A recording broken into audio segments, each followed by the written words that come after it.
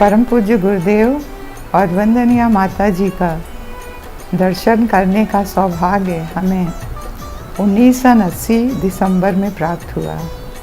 सुल्तानपुर उत्तर प्रदेश में हम महिला चिकित्सालय में सुपरिंटेंडेंट के पद पे पोस्टेड थे। परम पूज्य गुरुदेव का दर्शन हुआ। तो परम पूज्य गुरुदेव को के पास जब ऊपर गए तो उस समय यहाँ पे अनुदान शिविर चल रहा था और अनुदान शिविर में यहाँ पे सूरीनाम से बहुत सारे लोग, बहुत सारी बहनें भाई लोग आए हुए थे। उसमें विदेशी बहुत थे और परम पूज्य गुरुदेव का प्रवचन सुबह शाम, ध्यान सुबह शाम चलता था। तो जब परम पूज्य गुरुदेव से मिले तो परम पूज्य गुरुदेव ने इसी बीच में, जब हम वहाँ पे थे तो हमारे जो बड़ा वाला बच्चा था उसके छोटा ही अभी उम्र में था, मुश्किल से अभी 10 साल का रहा होगा। तो उसकी आँख में स्क्विंटिंग थी, थोड़ा सा उसकी आँख स्क्विंट करती थी, कमज़ोर थी। तो हमारे जो लखनऊ मेडिकल कॉलेज के हेड थे तो उन्होंने कहा कि तुम इसका ऑपरेशन कराओ। तो कई बार वो ऑपरेशन टला। तो अब की बार डॉक्टर मेहरा ने कहा कि देखो तुम लोग अपने बच्चे को निगलेक्ट कर रहे हो, इसका ऑपरेशन कराओ, नहीं तो इसकी जो आई साइड है वो बहुत वीक हो जाएंगी, बच्चा बड़ा होके कैसे करेगा। तो हमने कहा कि ठीक है, अब की बार दिसंबर में हम लोग करा लेंगे। तब तक ये प्रोग्राम बनने लगा। तो हमने पंडित जी से कहा कि पंडित जी ये बताइए कि हमारे बच्चे का ऑपरेशन होना है, उसकी आई साइड वीक है। तो उन्होंने कहा कि भाई ये बात तो हम नहीं बता सकते कि आप ऑपरेशन कराइए कि नहीं, आप मेरे गुरुदेव से बात करिएगा, जब आप चल रही हैं तो आप उनसे बात करिएगा, जैसा वो बताएंगे वैसा करिएगा। तो हमने सोचा चलो ठीक है, अब गुरुदेव का डॉक्टर साहब को तो दर्शन करना ही, हम चलते हैं, गुरुदेव से पूछेंगे कि इनका ऑपरेशन कराएं कि नहीं। तो गुरुदेव से मिले। हम लोग 1 दिन के लिए आए थे लेकिन यहाँ 5 दिन रुक गए। परम पूज्य गुरुदेव ने पहुँचते ही इतनी बातें की, सारी घर की बातें की। अब गुरुदेव की बातें, उनका प्रवचन सुबह शाम का, उनका ध्यान इतना क्रांतिकारी था कि उन्होंने अध्यात्म क्या है, अभी तक तो लोग समझते थे कि मंदिर जाना, यज्ञ कर लेना, ये सब कर लेना, यही सब अध्यात्म है। लेकिन परम पूज्य गुरुदेव ने कहा अध्यात्म ये नहीं है चमत्कार, पानी पे चल लेना, बाल से पानी, बालू निकाल देना। अध्यात्म का मतलब है किसी गिरे हुए व्यक्ति को ऊपर उठा देना। उनकी जो प्रवचन थे वो इतने क्रांतिकारी थे कि उसको सुन करके अब ये होने लगा कि ये तो बहुत अच्छी संस्था है।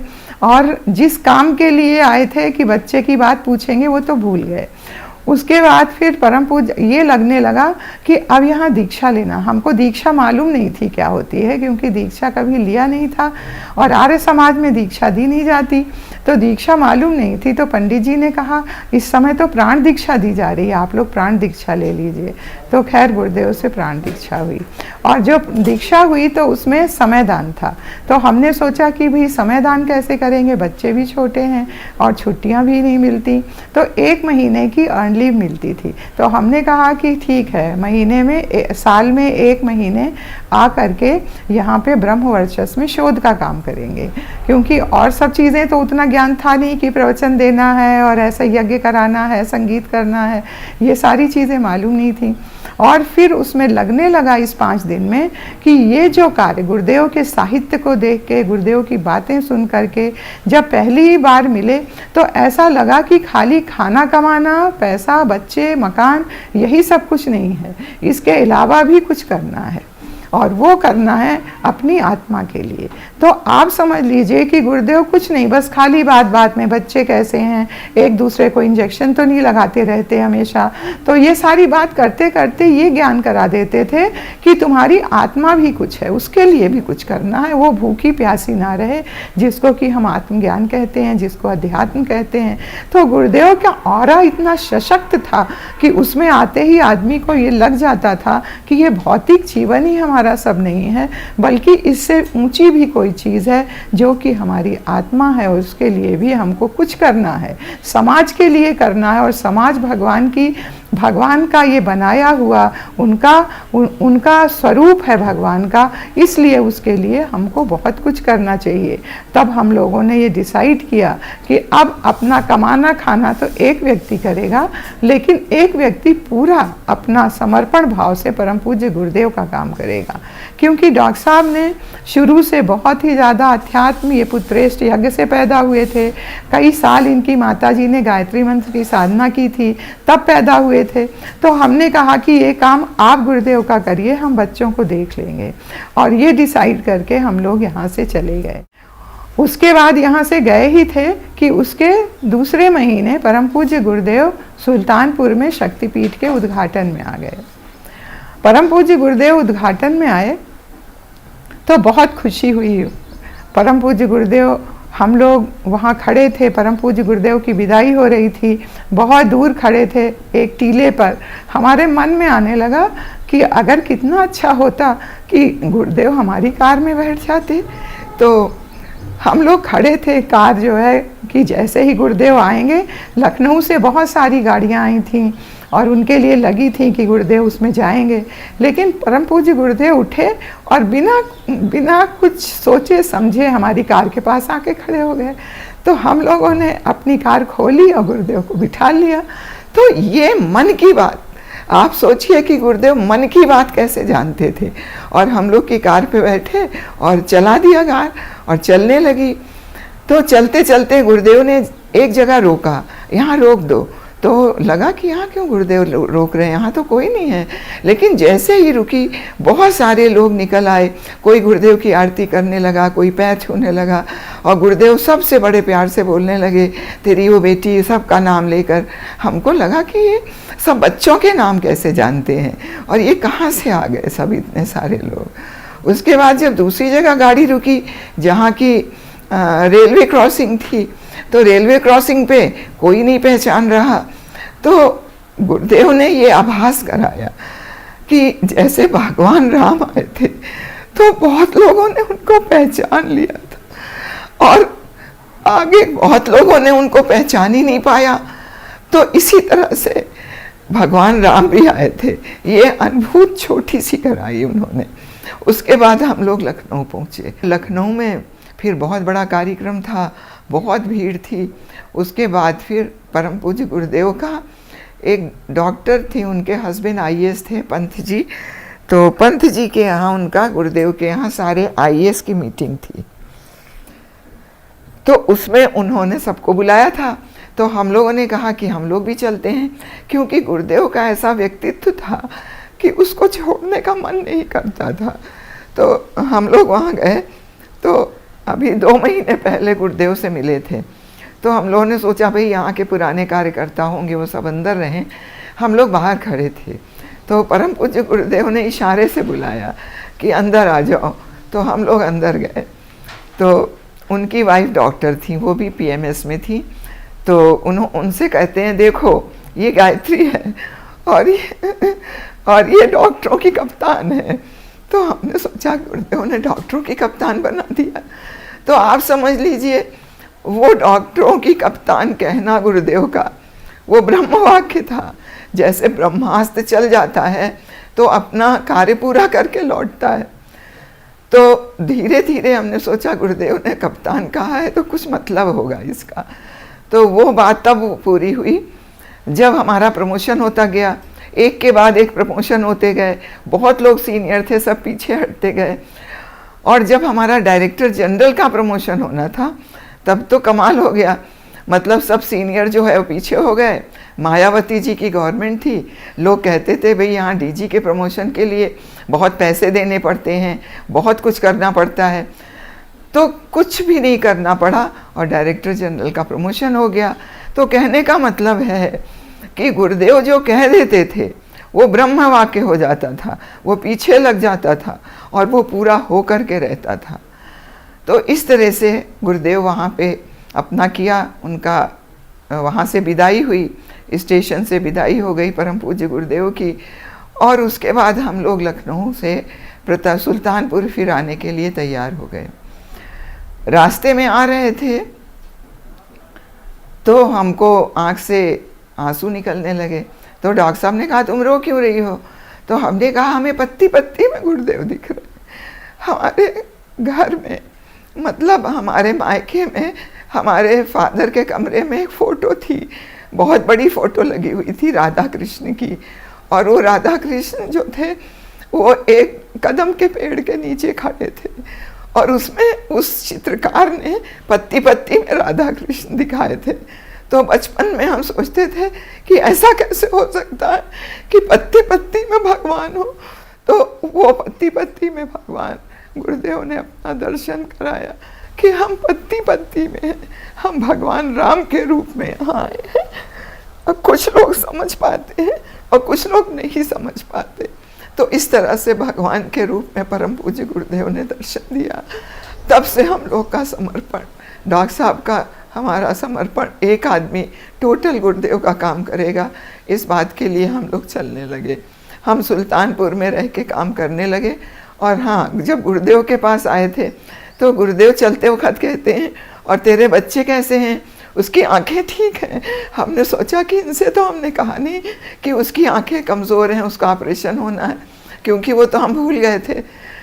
तो हमने कहा हाँ गुरुदेव, उसका ऑपरेशन करने के लिए डॉक्टर ने कहा है, तो उसका जाके ऑपरेशन कराना है। तो गुरुदेव ने कहा इतना छोटा बच्चा, अभी उसका ऑपरेशन क्यों कराएगी? एक तरफ से डॉक्टर काटेगा और दूसरी तरफ से वो कमज़ोर हो जाएगी, उसका ऑपरेशन मत कराना, जाके उसको एक्सरसाइज कराना, उसकी आँख ठीक हो जाएगी। अब आप सोचिए कि Lucknow king George's medical college का डॉक्टर ये कह रहा है कि बच्चे की आँख के लिए तुम खिलवाड़ कर रहे हो, और परम पूज्य गुरुदेव का कहना।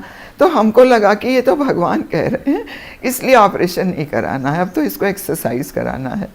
और कुछ नहीं, थोड़े दिन वहाँ पे ऑप्टिकल कुछ एक्सरसाइजेस कराई, वो बच्चा बिल्कुल ठीक हो गया, और आज वो अमेरिका में है, प्रोफेसर है।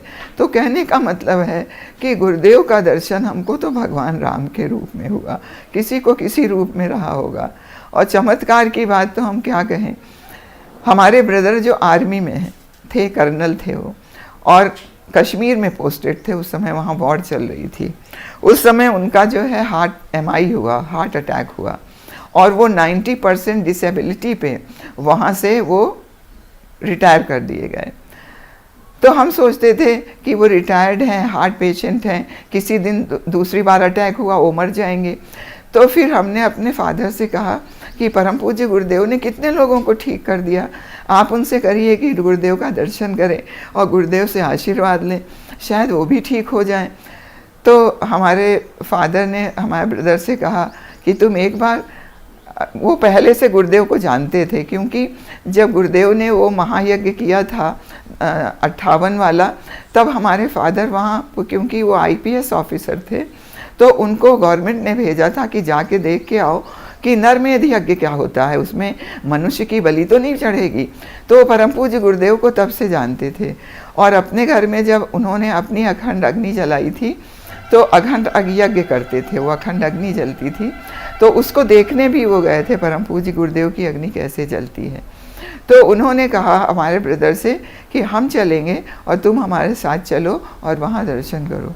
तो जब वो यहाँ पे आए और उन्होंने गुरुदेव से, हमारे फादर ने कहा कि गुरुदेव, इसको आर्मी से 90% डिसेबिलिटी पे रिटायर कर दिया गया है, इनको एक बार MI हो चुका है, और डॉक्टर कहते हैं ज़रा संभाल के रहना, अगर एक बार दूसरी बार हुआ तो तुम्हारा जीवन बहुत खतरे में पड़ जाएगा। गुरुदेव ने कहा सब डॉक्टर आर्मी वाले पागल होते हैं, और तुम जा कर के फिर चेकअप कराना, देखना हो सकता हो गलत रिपोर्ट हो। अब सोचिए, आर्मी के सारे डॉक्टर्स ने उनको देखा और कहा कि नहीं।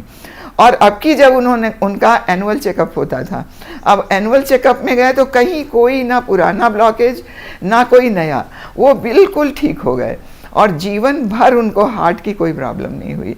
तो ये समझ लीजिए कि उनकी जो दिव्य दृष्टि थी वो कार्डियक पेसमेकर पे काम करती थी। और एक बार उनको ऐसे ही उनका डिस्क प्रोलैप्स हो गया, वो पैर उनके लुंज होने वाले थे, हॉस्पिटल में एडमिट हो गए, और डॉक्टरों ने कहा कि तुरंत ऑपरेशन कराओ, नहीं तो तुम्हारे दोनों पैर खराब हो जाएंगे। तो हम, क्योंकि उस समय वो आ चुके थे, उनका ये सब प्रॉब्लम दूर हो चुकी थी, तो हमारी भाभी ने कहा कि नहीं, हम तो ऐसे नहीं जाएंगे, कराएंगे, हम पहले अपने गुरुदेव से पूछेंगे, जो वो कहेंगे हम वो करेंगे। वो सीधा कहने लगे कि जी नहीं, ऐसा नहीं हो सकता, आप इनको या तो ये कहिए कि हम नहीं कराएंगे, या तो कहिए हम अपनी जिम्मेदारी पे कह रहे हैं कि हम अभी थोड़े दिन बाद कराएंगे। तो वो लिख के चली आई और यहाँ गुरुदेव से पूछा, तो गुरुदेव ने कहा बेटे, जो जहाँ पे वो ऑपरेशन करेगा वो सांप का छत्ता है, मतलब वहाँ बहुत नर्व्स होती हैं और उसको छूना खतरे से खारिज है। आप समझ लीजिए कि गुरुदेव ने इतनी छोटी सी भाषा में, जबकि वो आए भी नहीं थे, और कह दिया कि ऑपरेशन की कोई ज़रूरत नहीं है। फिर उन्होंने कहा जाके डॉक्टरों से कि हम ऑपरेशन नहीं कराएंगे, तो उनको बहुत डांटा डॉक्टरों ने और कहा कि आप लिख के ले जाइए कि हम अपनी जिम्मेदारी। तो इस तरह से गुरुदेव की बात जो थी वो ब्रह्म वाक्य था। इसी बीच में 83 की शायद बात है, एक बहुत बड़ी दुर्घटना हो गई। हम नवरात्रि का व्रत थे, दूध पे कल्प चल रहा था और उसी समय जो था लेप्रोस्कोपिक ऑपरेशन हो रहे थे। सुल्तानपुर में कोई और लेप्रोस्कोपिक ऑपरेशन नहीं करता था हमारे अलावा। तो इस बीच में बहुत व्यस्तता भी रहती थी और मिशन का काम भी हम तेज़ी से करने लगे थे। ज्ञान रथ चलाते थे, शक्तिपीठ में जाके प्रवचन भी दे आते थे, महिला जागरण का काम कर लेते थे, यज्ञ कराते थे। तो क्योंकि हमारा कैंप चल रहा था, तो उस बीच में जिस दिन नवरात्रि की पूर्ण आहुति थी, तो हम कैंप में जा रहे थे। अमेठी हमारा कैंप था जिसमें 100 मरीज़ वहाँ वेट कर रहे थे कि ऑपरेशन के लिए। तो तैयारी हो गई थी। इसी बीच में हमारे पास अपने एक कार्यकर्ता अवस्थी जी थे, वो विद्यार्थी जी, वो आए।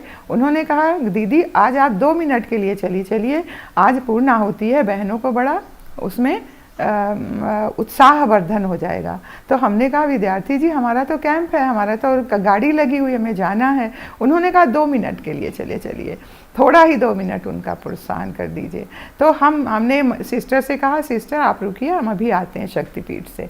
शक्तिपीठ गए और वहाँ पे यज्ञ चल रहा था, आरती हो चुकी थी और आरती होने के बाद जैसे ही आंख बंद करके प्रणाम कर रहे थे, उसी समय कोई बहन ने ला करके हमारे पैर के पास आरती का दिया रख दिया। उससे क्या है, पूरा बर्न हो गया, पूरा जल गए, नीचे से लेके ऊपर तक हमारा जल गया। मतलब उसी इतनी भीड़ में कोई नहीं समझ पा रहा था कि इनको कैसे बचाएं, और हमको लगा कि हम आग के जंगल में फंस गए और हमें कोई बचाने वाला नहीं है। इसी बीच में दिमाग में आया कि तुम ये दरी नीचे बिछी है, इसको ओढ़ लो, और दरी ओढ़ा, तब कहीं जाके वो आग बची। इस बीच में हमारा पूरा पैर, पेट, मुंह ये सब जल गया। और जब होश आया, एकदम से खोला, देखा तो सूर्य चमकता हुआ लगा कि हमारे अंदर परम पूज्य गुरुदेव समा गए। उस सूर्य से उनकी किरणें हमारे अंदर आ गई और हमने सबसे कहा कि मेरा कपड़ा जल गया है, जल्दी से मेरे लिए कोई धोती लाइए और हमको अस्पताल ले चलिए। और फिर उसके बाद हॉस्पिटल गए। उस समय डॉक्टर शर्मा जी जो थे वो टोली में चल रहे थे और वहाँ कोई नहीं था, बच्चे दोनों छोटे थे। हॉस्पिटल गए, हॉस्पिटल में उस समय इमरजेंसी का टाइम था, नए डॉक्टर आए नहीं थे, पुराने डॉक्टर जा चुके थे। हमने कंपाउंडर से कहा हमें तुरंत ड्रिप चलाओ, हमें तुरंत सोने का इंजेक्शन लगाओ, हमें तुरंत एक स्टरलाइज चादर से उड़ा दो और अपने डॉक्टर को बुलाओ जो कि हमारा इलाज करे। तो उन्होंने ये किया। इसी बीच में सब तरफ हल्ला हो गया कि डॉक्टर गायत्री शर्मा जल गई, हर तरफ मंदिर में, और हमारी जो क्रिश्चियन हमारी फ्रेंड्स थी वो चर्च में, और हर जगह ये फैल गया। हर लोग प्रेयर करने लगे और परम पूज्य गुरुदेव की शक्ति लगता था कि हमको शक्ति दे रही है। इसी बीच में पंडित जी आ गए, एसपी आ गए, डीएम आ गए, क्योंकि हर आदमी छोटे से डिस्ट्रिक्ट में एक दूसरे को जानता रहता है। तो एसपी ने हमारे फादर को लखनऊ भेज दिया। सब लोग इसी बीच में इकट्ठा होने लगे और हमको लेके लखनऊ आ गए। अब वहाँ लखनऊ पहुँचे तो लखनऊ में डॉक्टर्स ने कहा, हमारे ब्रदर ने पूछा कि इनको ये कैसी हैं, तो उन्होंने कहा ये अभी आउट ऑफ डेंजर नहीं है। तो उन्होंने पूछा कि ये कब बताया जा सकता है कि ये आउट ऑफ डेंजर है। उन्होंने कहा 1 हफ्ते तक आप कुछ नहीं कह सकते, कि ये खतरे से बाहर निकल आई हैं। लेकिन आप समझिए उसी रात को हमारा भांजा था, उसको डॉक्टर साहब टोली में थे, लेकिन उनको वापस परम पूज्य गुरुदेव ने बुलवा लिया और वो लखनऊ पहुंच गए थे क्योंकि कार से गए थे। और फिर उन्होंने उसको भेजा। परम पूज्य गुरुदेव उस समय कहते हैं कि यहाँ प्रणाम चल रहा था। जिस समय सुबह हम 7 बजे जले हैं उस समय यहाँ पे परम पूज्य गुरुदेव वंदनिया माता जी का प्रणाम चल रहा था।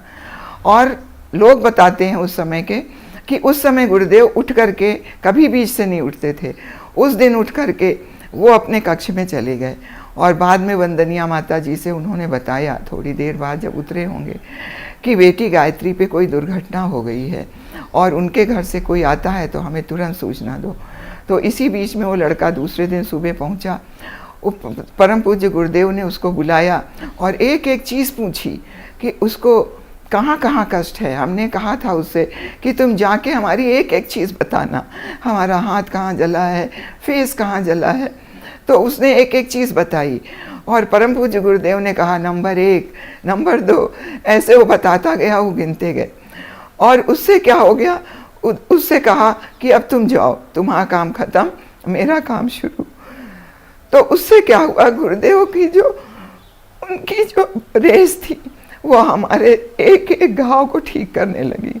और वंदनिया माता जी को जस हमारी प्रणव भाई साहब की जो मम्मी थी वो बताती थी हमसे कि उस समय जो माता जी के पास वो गई तो माता जी गर्मी के दिन में, अप्रैल का महीना था, माता जी कम्बल ओढ़ करके लेटी थी। तो उन्होंने कहा माता जी आप कम्बल ओढ़ कर क्यों लेटी हैं, गर्मी लग रही है। तो माता जी ने कहा कि नहीं, मेरी तबीयत कुछ भारी है, आज मेरी एक बेटी पे कोई दुर्घटना, मतलब कहने का कि हमारा कष्ट गुरुदेव ने माता जी को दिया और हमको ठीक किया। दूसरे दिन जब डॉक्टर देखने आए तो हम बिल्कुल नॉर्मल थे।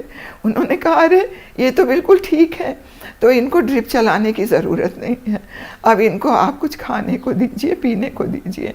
मतलब कहने का है कि परम पूज्य गुरुदेव ने 60% बर्न, जो 60% बर्न में हम लोग कह देते हैं मरीज़ बच नहीं सकता, ये मर जाएगा, और अगर बच भी जाता है तो उसके हाथ पाँव टेढ़े हो जाते हैं, उसकी गर्दन चिपक जाती है, उसको तरह तरह की उसका डिसफिगर हो जाता है।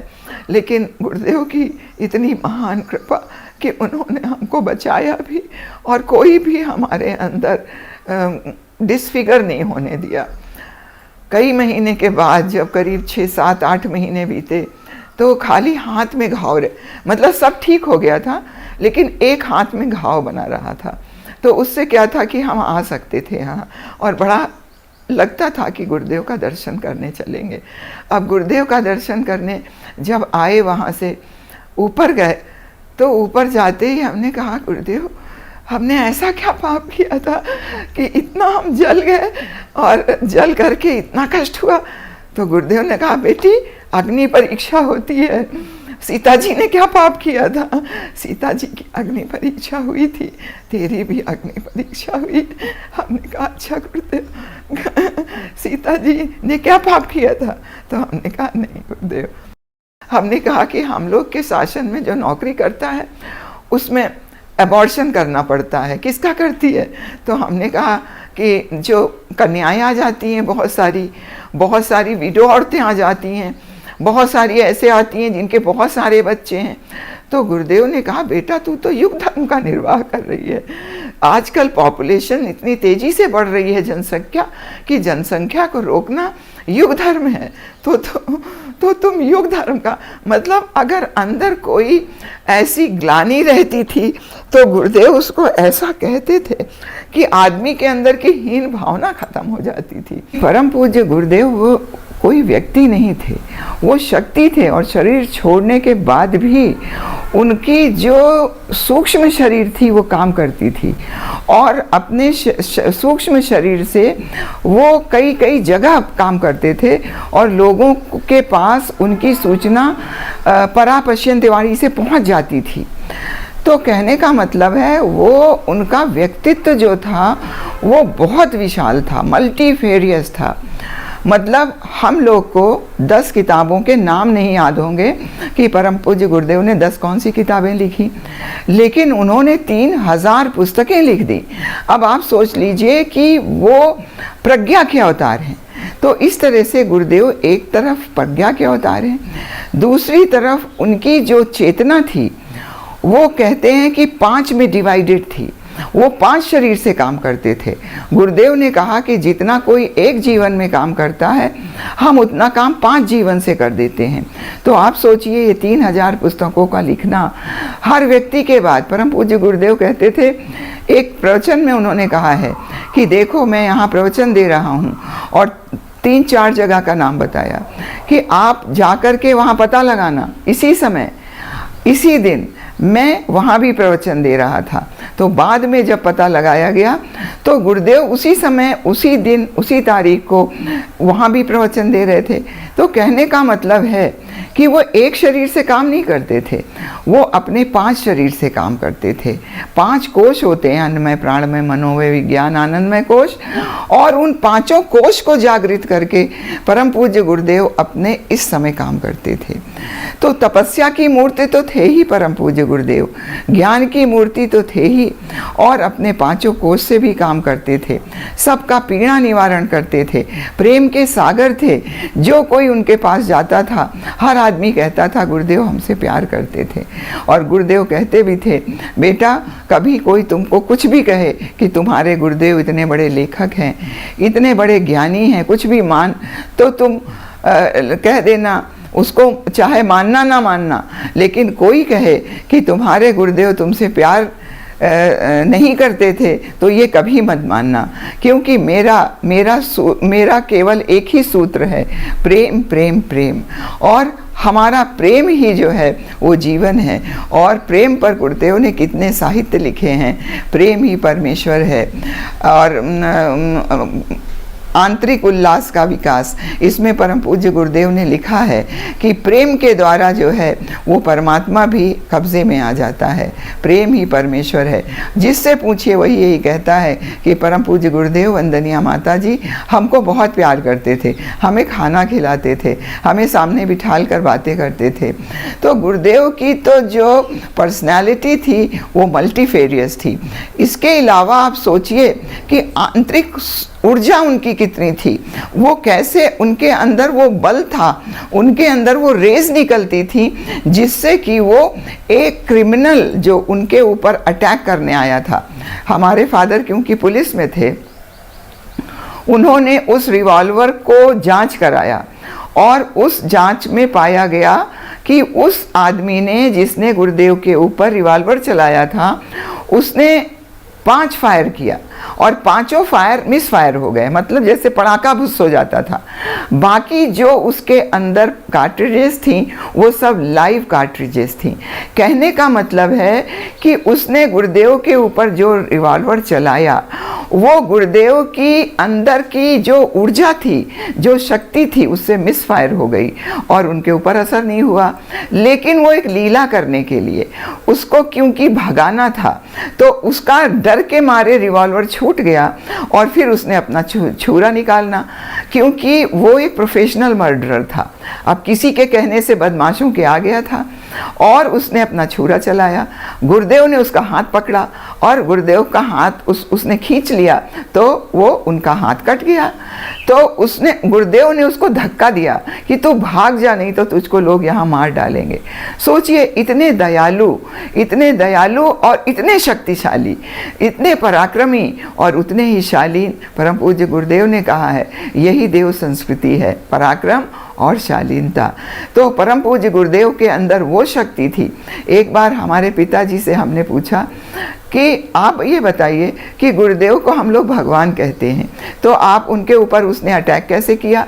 तो उन्होंने कहा भगवान राम को भी तो सब लोग भगवान कहते हैं, तो नागपाश में कैसे बंध गए? तो वैसे ही ये लोग लीला करते हैं, उनकी लीला है, मानवीय लीला है, नहीं तो लोग उनको भगवान समझने लगेंगे, फिर वो जिस काम के लिए आए हैं वो काम नहीं कर पाएंगे, इसलिए ये लीला करते हैं। और हमने कहा रावा बाबा तो इतने बड़ा आशीर्वाद देते हैं, वो सबकी बात जान मान जाते हैं और उनका आशीर्वाद पूरा हो जाता है, तो उनको क्यों नहीं हम लोग मानते। कहने लगे ये सब ऋषि सत्ताएं हैं, ये उनके सहयोग के लिए पैदा हुई हैं और आत्मशक्ति का जागरण करके तप करके उनको तप कर देती हैं। तो जो हम लोग कहते हैं वेद मूर्त कि इतने वेदों का ज्ञान, तपोनिष्ठ तप की शक्ति उनके अंदर, तो ये सारी चीज़ें गुरुदेव ने करके दिखाई कि उनके अंदर कितनी बड़ी साहस था, शौर्य था, कितने लोगों को बदल देते थे, कितने लोगों की शराब छुड़ा देते थे, कितने लोगों के दुष्कर्म करने की भावनाओं को छुड़ा देते थे।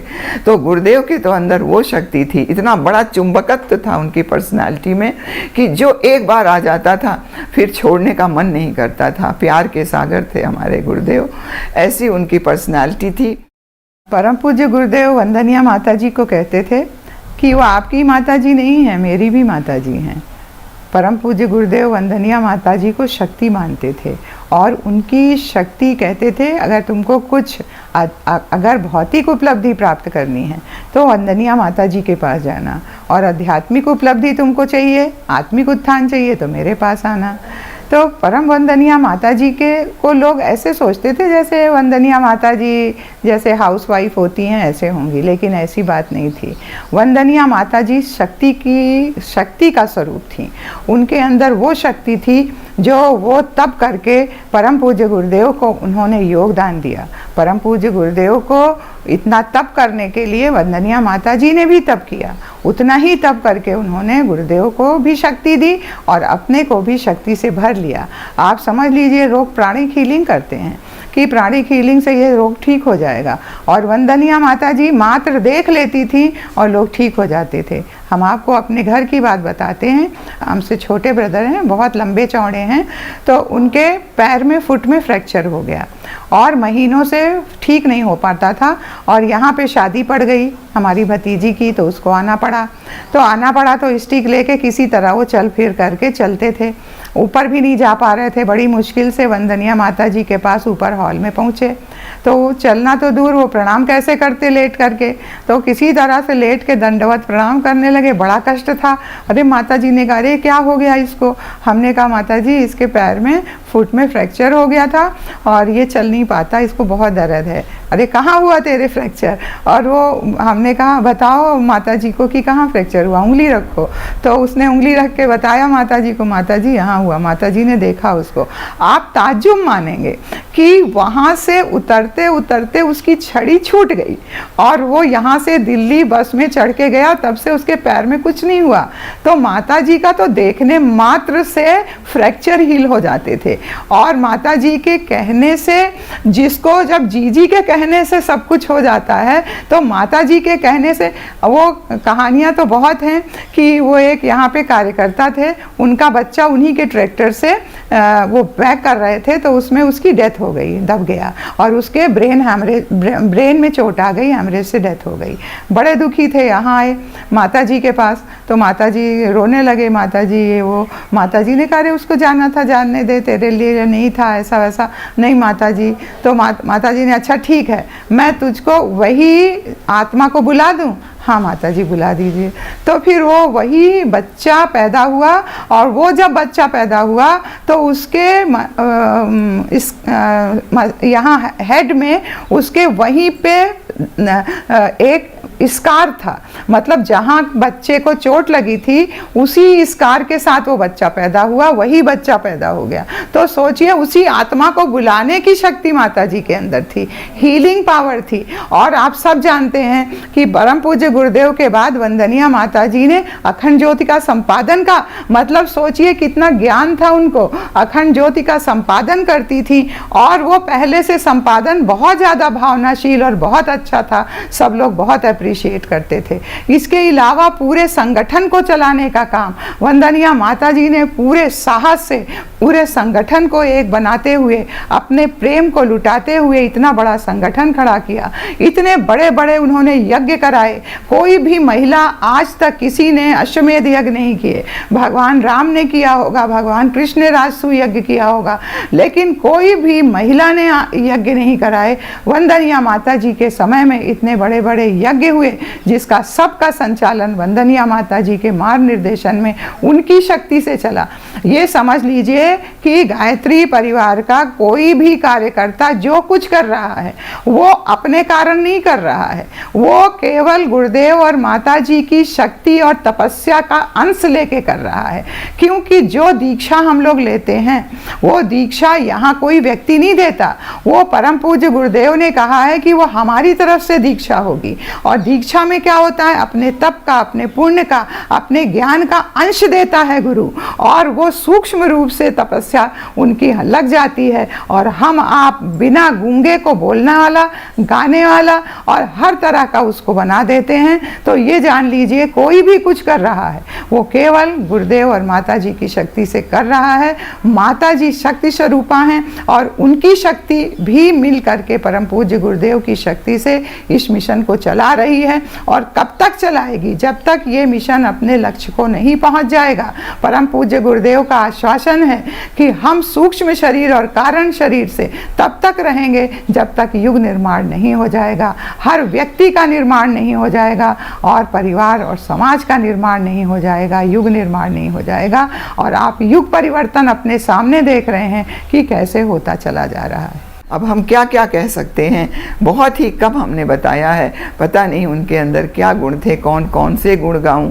वो जो गाना है वो बिल्कुल सही है कि उनके कोई भी गुण ऐसे नहीं थे जो कि दैवी गुण ना हो, सारे गुण उनके अंदर थे। ओम शांति। कौन कौन गुण गाऊं गुरु तेरे, कौन कौन गुण गाऊं, कौन कौन गुण गाऊं गुरु तेरे, कौन कौन गुण गाऊं।